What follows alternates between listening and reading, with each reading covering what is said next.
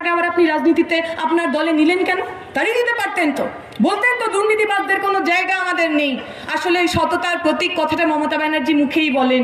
চুরি না করলে, ডাকাতি না করলে, কাটমানি না খেলে তৃণমূল হওয়া যায় না, দিদির অনুগামী হওয়া যায় না। দিদির অনুগামী হওয়ার জন্য চুরি করা, ডাকাতি করা, চোর ডাকাত হওয়াটা বাঞ্ছনীয়। বদলাতে হবে। বিজেপি আমাকে আপনাকে ধর্মের নামে ভাঙবে, তৃণমূল আমাকে আপনাকে ধর্মের নামে ভাঙবে। আর ওদের বিরুদ্ধে আমাদের কি আছে? আমাদের টাকা নেই, পয়সা নেই, পুলিশের কাছে ফোন করে ধমকি ধামকি যে দেবো তারও কোনো উপায় নেই। তবে এইটুকু আমি জানি, এখানে যে মানুষ বসে আছেন সেই মানুষের বুকে বুক ভরা ভালোবাসা আছে, বুক ভরা সাহস আছে। ওদের গুলির মুখে, ওদের লাঠির মুখে আমাদের ভালোবাসা থাকবে, ওদের গুলির মুখে, ওদের লাঠির মুখে আমাদের জেদ থাকবে। আমি যখন দিল্লিতে পড়তাম, আমার মনে আছে জামিয়া মিলিয়া ইসলামিয়া ইউনিভার্সিটিতে এই এনআরসি সিএ বিরোধী আন্দোলন হচ্ছে। ছেলেমেয়েরা পোস্টার নিয়ে, হাতে ব্যানার নিয়ে, স্লোগান নিয়ে তারা মিছিল করছে। বিজেপির একটি ছেলে সে বন্দুক নিয়ে ঢুকে পড়েছে, বন্দুক ইচিয়ে লোককে বলছে যে এক্ষুনি তোমাকে গুলি করে দেবো। গুলি করেও ছিল সে। একটি ছেলে, দাড়িওয়ালা ছেলে, গেঞ্জি পরা, তার উপরে জ্যাকেট পরা ছেলে, সে দুহাত তুলে ওর দিকে এগিয়ে যাচ্ছে আর বারবার ওকে বলছে তুমি কেন এমন করছো? তোমার যদি রাগ হয় তুমি আমাদের সাথে কথা বলো। ও গুলি করেছে, ছেলেটার হাতে গুলি লেগেছে, তবুও ছেলেটা থামেনি, দু বাহু প্রশস্ত করে ওর দিকেও এগিয়ে গেছে। আমরাও বলতে চাই, ওই বিজেপি তৃণমূলের কাছে গুলি ধরা লোক আছে, বন্দুক ধরা লোক আছে, আর আমাদের কাছে টান টান করা সিনা আছে। দেখি কার কত জোর। তোমার গুলির জোর বেশি না, আমাদের টান টান করা সিনার জোর বেশি। দেখি আমরা 11 সালের পর থেকে বিভিন্ন জায়গায় আমাদের লোককে ওরা মিথ্যা মামলায় ফাঁসিয়েছে, জেলের মধ্যে ঢুকিয়েছে, বন্ধ করে রেখেছে। শেষ করতে পেরেছে নাকি আমাদের? জেল থেকে বেরিয়ে এসে আবার আমরা ওই স্বাধীনতা, গণতন্ত্র, সমাজতন্ত্রের কথা সোচ্চারে বলেছি। ঘর পুড়িয়ে দিয়েছে, ঘর জ্বালিয়ে দিয়েছে, শেষ করতে পারেনি তো। এই পশ্চিম মেদিনীপুরের লড়াইয়ের মাটি, আন্দোলনের মাটি। আমার মনে পড়ে যাচ্ছে চাইপাট কলেজের কথা। যখন সারা বাংলা জুড়ে নির্বাচনে বামপন্থীরা ভারতের ছাত্র ফেডারেশন দাঁত কাটতে পারছে না, সারা বাংলা জুড়ে যখন ভারতের ছাত্র ফেডারেশন করার জন্য পাড়ায় পাড়ায়, গ্রামে গ্রামে, কলেজে কলেজে আমাদের কমরেডরা মার খাচ্ছেন, এই পশ্চিম মেদিনীপুরের চাইপাট জেলা আমাদের দেখিয়েছিল, চাইপাট কলেজ আমাদের দেখিয়েছিল চোখে চোখ রেখে লড়াই করলে ভারতের ছাত্র ফেডারেশন করতে পারে না, এমন কোনো কাজ নেই। আমি আমার চাইপাট কলেজের সমস্ত কমরেডদের, সমস্ত সাথীদের লাল সালাম জানাই। আপনারা আমাদের স্বপ্ন দেখিয়েছেন ওই 11 সালের পর থেকে কি করে লড়াই করতে হয়, কি করে দাঁতে দাঁত চেপে পড়ে থাকতে হয়। আমাকে আপনাকে পক্ষ নিতে হবে। আমি আমার কথা দীর্ঘায়িত করব না। মীনাক্ষীদি চলে এসছেন, মীনাক্ষীদি এর পরে বলবেন।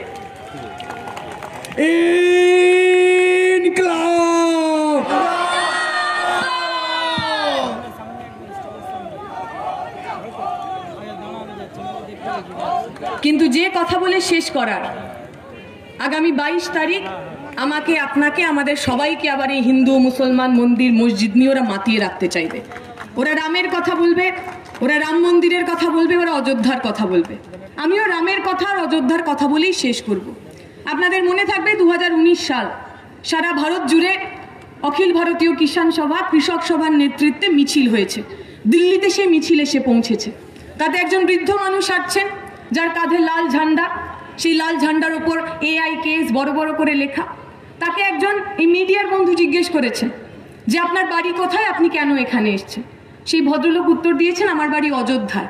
তাকে জিজ্ঞেস করা হয়েছে আরে অযোধ্যায় তো রাম জন্মভূমি মুভমেন্ট চলছে, রাম মন্দির হচ্ছে, আপনি সেই সব মিছিল ছেড়ে এই লাল ঝান্ডার মিছিলে কি করছেন, বামপন্থীদের মিছিলে কি করছেন?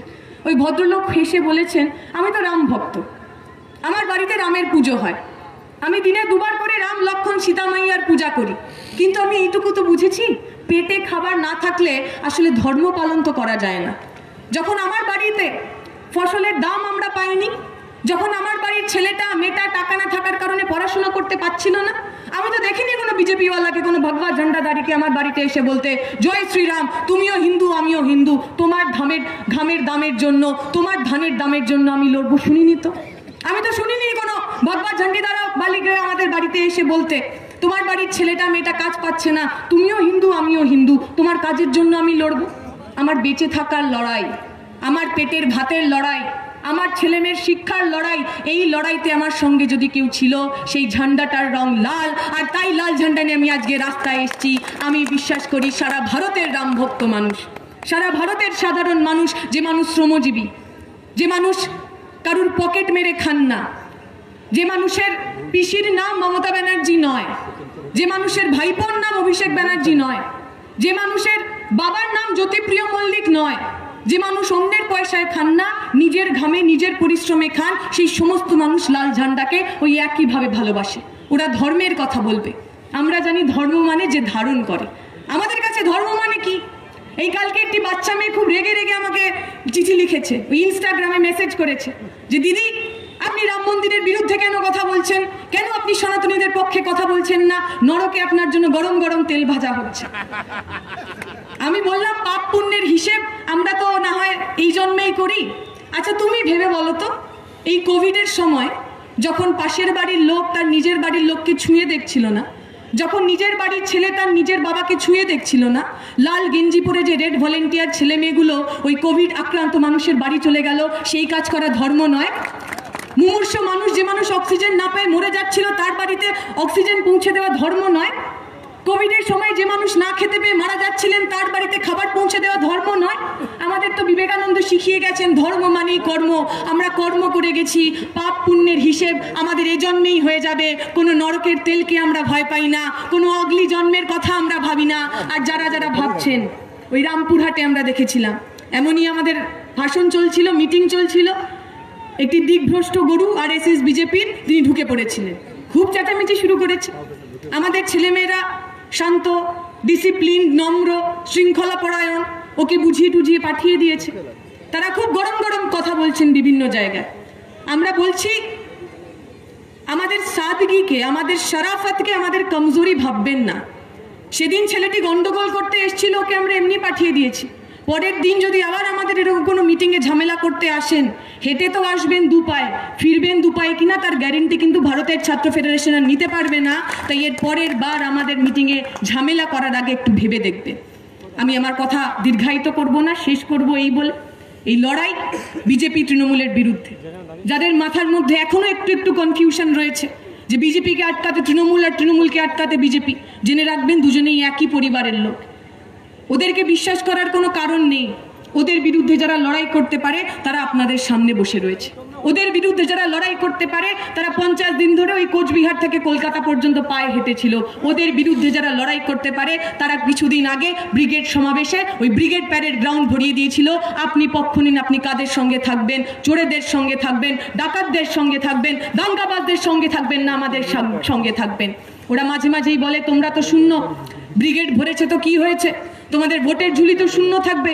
আমরা বলছি ভোটের ঝুলি কি থাকবে কি না থাকবে সেসব দেখা যাবে, আগে আপনারা নিজের দলকে বাঁচান। যেভাবে চুরি ডাকাতি করছেন, কদিন পর তো সমস্ত দলটাই জেলে ঢুকে যাবে, আপনার দলও তখন শূন্য হয়ে যাবে। নিজের দলকে শূন্য হওয়া থেকে বাঁচান। আমরা মানুষের সঙ্গে আছি, মানুষ আমাদের কথা বুঝে নেবেন। এই কথা বলে আমার বক্তব্য শেষ করব। শুকরিয়া, ইনকলাব জিন্দাবাদ।